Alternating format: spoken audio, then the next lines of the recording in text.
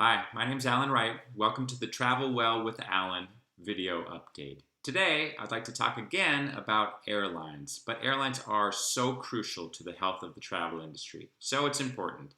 And we've got some new news on both the positive and negative side. First, the negative. TSA statistics for the last 5 days are still showing that we're around 31% of where we were last year. So the travel industry is staying low and not really recovering. Second, TSA has as a major priority to keep its own employees safe. It's not really working. 1,927 of them have gotten sick with COVID.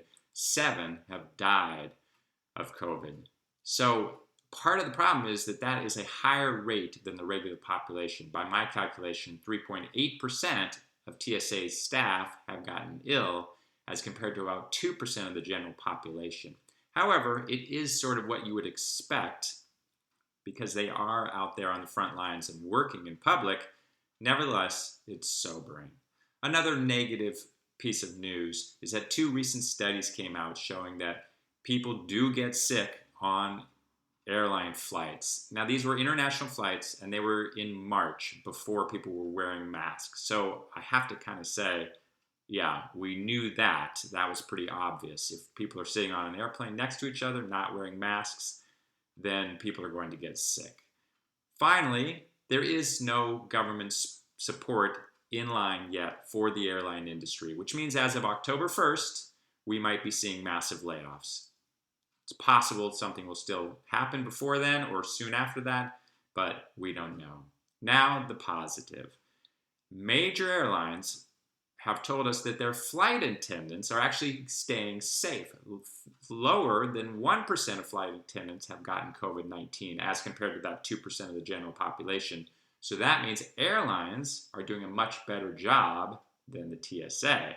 Not surprisingly, really, we've seen the airlines focus on this hugely. So it's good to see if flight attendants can stay safe after doing many flights. It implies that passengers can remain safe as well.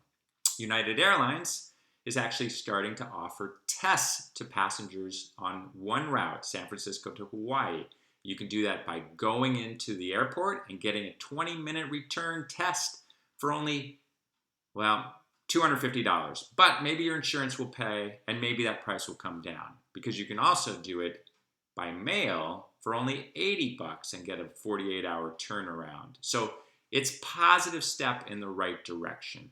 Also in that same vein is that JFK Airport in New York and Newark Airport in New Jersey are working with a private company called ExpressCheck to provide testing on site at the airport for any passengers who want it.